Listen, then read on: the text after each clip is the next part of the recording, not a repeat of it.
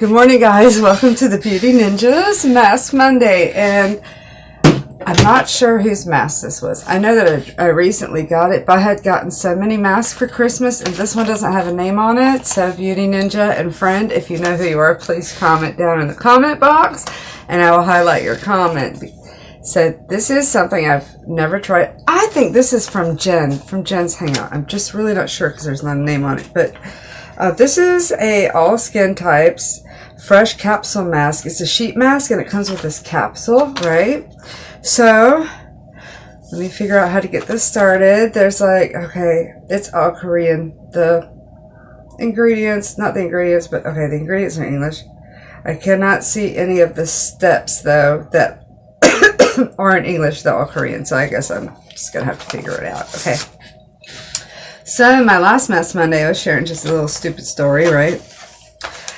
And let me get this capsule off first. I'm supposed to press it. Oh gosh. Oh, you're supposed to put the serum on first. Well, now I'm going to make a mess. So I had gotten a few DMs that said they would like to hear the stories my stories. So normally when you do like a speaker meeting and you are asked to tell your story, oh, look at my hair, I just don't know what to do with it. It's normally like they teach you in treatment how to address yourself. Like, hi, I'm such and such. I am a person in long-term recovery. And to me, when I was new, to me it was just, you know, in my opinion only probably, was I couldn't relate to that. Because first off, I wasn't in long-term recovery. So I'm the person that says, hi, my name is Jessica. I'm an addict and an alcoholic. I prefer myself as an allaholic because I will use absolutely everyone and everything to fulfill my addictive needs, right? I have I can't get this capsule. I'm just going to do the mask, okay? Oh, drippy, drippy.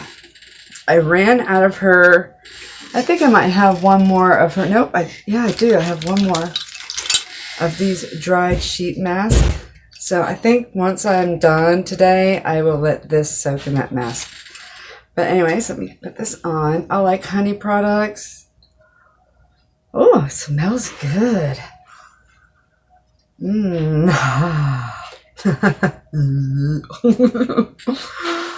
Okay, so, well, like I said, my name is Jessica, addict, alcoholic, preferably allaholic, because I don't think there's anything I haven't tried except for Flocka. And that shit was coming out like right when I was getting clean. I've been clean since July 1st, 2016. But we'll get to that further down the road. Normally you only have like a training, what they train you to do, or what they suggest you to do for like when you're like in bigger gatherings, is to do a 15-minute share. I just seem not to get my stuff spoken out in 15 minutes. So this is going to be a series, okay? And I don't know how many parts it's going to be because I don't know how long it's going to take, but we're going to do the first part today. When you do it in a meeting, it's normally about 45 minutes because the meeting is an hour, and you do your little readings first on how it was, and the whole story is supposed to be how it was, what happened, and how it is now. Okay, so I am 46 years old. I was born in Fort Bragg, North Carolina, in Fayetteville, and in 1975. And I was born in a military family. One thing I do have to say is it has its pros and cons, right? The cons is that to this day I can never say I have, how people are like, oh, I grew up with such and such. I've known him since I was a kid, or I went to school with such and such. I don't have that experience. So, because we always moved around due to the military. The good thing about it is that you do get to go all over the world and learn different languages and see different countries and cultures and stuff like that. So we lived in North Carolina, and my furthest memory is, I think, 3 or 4 years old. We lived in Heidelberg, Germany. We didn't stay there too long, as because I can't really remember it, but I know we went back to North Carolina, and we lived in Sampson County for a while. So I did grow up with a lot of trauma. I grew up with a lot of abuse. You name it, I'll tell it to you. Physically, mentally, and sexually. And so I grew up, I guess, as a secret keeper, and secrets are not healthy. You have to always, it's good to live honest, but I guess when you're that young and you're going through your first traumas, you don't know how to cope or deal with, you don't know better. Okay, so that's like nobody's fault. So basically, I was the hush hush person. You can't tell nobody, anyways, because I mean, you kind of do have a few. Let's. Okay, so this is just kind of hard to talk on.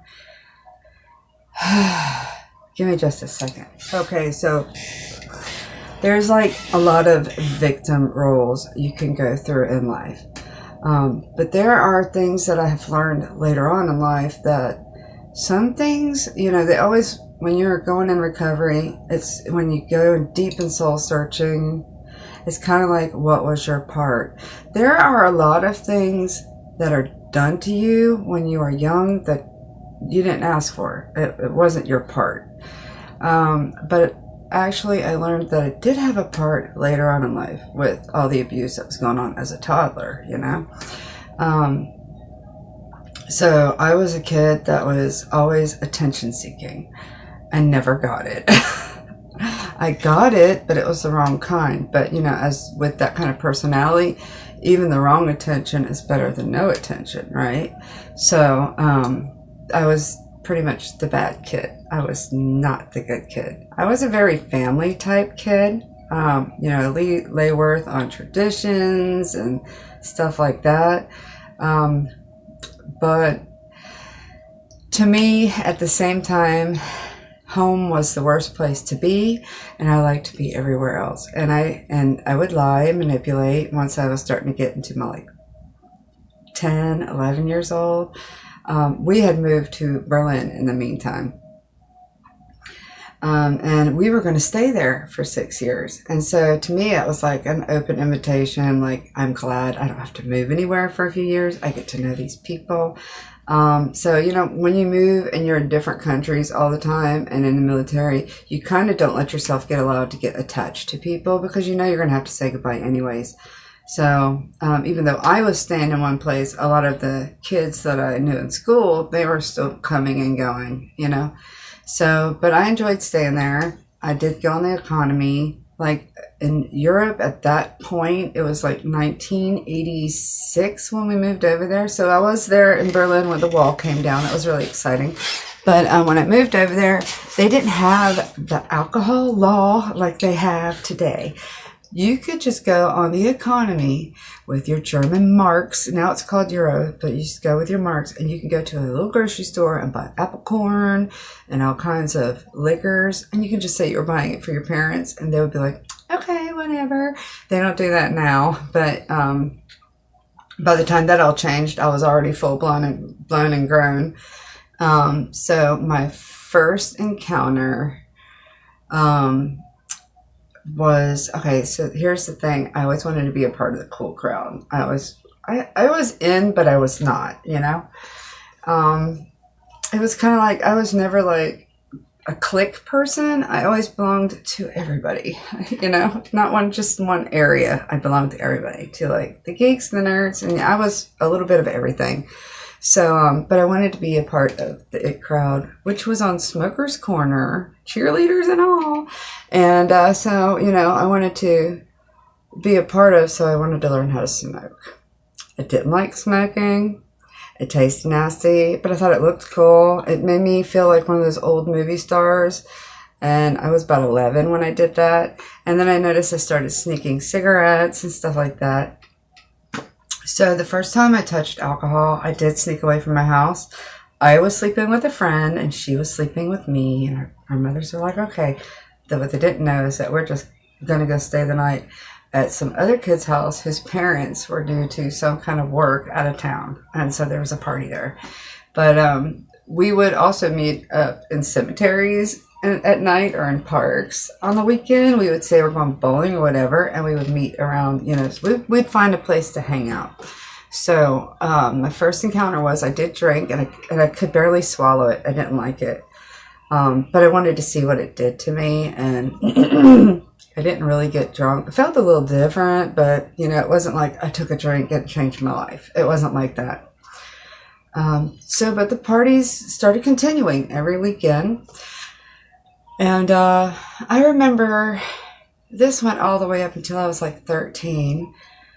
It was another, I'll stay at your house, you stay at mine kind of thing. And we went to a club. We would dress up like we were 16. And we would go to a place called The Flash down on Kurfürstendamm in Berlin, Germany.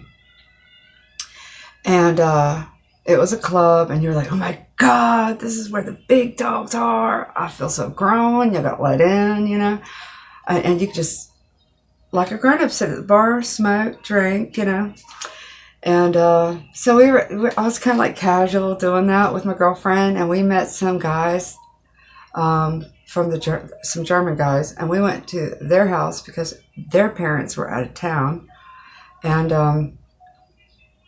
I was tired. I wanted to go to bed. It was like 4 or something in the morning, and they were like, Jessica, here, just drink this. It'll keep you awake and get you going. And it was a big glass, and half of it was full of amaretto. And so I drank it, and I was still like, I'm still tired, And they're like, well, do another one. And I did another one, and another one. And then it was like off to the races. Everybody was like, 9. And then I did another one, number 10. And I remember at the 12th shot, I sat it down, and everything started moving. So the night was a nightmare. I got sick and all that. I did sleep for like 2 or 3 hours before we wake up, had to go because his parents were coming back home. And the guy whose house it was, he had a big bong, and I remember I wanted to look like he did because he looked like Hercules. He had this really beautiful long hair, and he smoked. These clouds of magic came out, and I wanted to do that too. And they were like, all right, that, I guess they thought it was kind of cute that a 13-year-old wants to smoke dope. Anyway, so I went up to it, and it went boom, and it fucked me up. Plus the alcohol from the night before, the mix was not a good deal. Anyways, I had to go home, and my mom knew there was something up. My dad was at home, thank God. But my mom kind of knew there was something going on. She said, go to your room before your dad gets home. So I went to my room, and I just felt disgusting. I slept, and, anyways. So that was my first experience of like being totally trashed. You would think that someone would learn from that, but not for me. I still wanted to be a part of, and I guess I just wanted to make it a thing, right? But of course it had to be a secret. Well, anyways, as one thing leads to another, I was doing the things I was doing, I guess, to not only subconsciously be a part of and get away from home, but by the time I was 15, I was out every weekend. And it came to the point where I ran away from home, and they told me, okay, you know what? Everything's your responsibility. Come back home. Everything's your responsibility. If you get married, it's your responsibility. You wake yourself up for school. You're gonna earn your own money and cook your own food. So I did it, right? And I had my freedom to do what I want. But one thing was clear. I had to always tell them where I was because I didn't want to be nervous, right? And scared because, you got your 15-year-old girl in one of the biggest metropolitan areas in the world. So anyways, so that went on for a while, and then I met my first husband. All right, now I'm going to save the next part for next week, and then I'll continue on to when I got married. Okay, so but anyways, that's it for right now. As you can tell, the addiction has not gotten full progress yet. It's just starting really, really slow. And that's how it is for some people. Some people, they drink and that's it. That's their calling and they go for it. It took me years and years and years to get to where I was. Anyways, but that's it for now. This mask feels really awesome. It does not itch, tickle. It's, as you can tell, I've been talking. The only place I've been really fixating is right here. The lip part doesn't bother me. I really like this. What company was this again? This was Uzu. The Uzu. Okay. The Uzu. Oh, and I want to give a quick shout out to Alice from Alice Lynn. I Love Being a Groomie. She will be in, her video for this week will be in the playlist down in the description box. I will leave a website down in my description box for anybody who is interested in like a toll-free number. If you click on the link, there's a number. You can call it. It's toll-free. It's fully confidential. And it's not only for the addict itself, it's also for people who know addicts, who have concerns or any questions. I highly recommend it if you have a problem. And we'll continue the series next week. And thank you guys so much for listening to me. Getting this out, it helps me more than anything else. I love you so much, and I'll see you in the next week.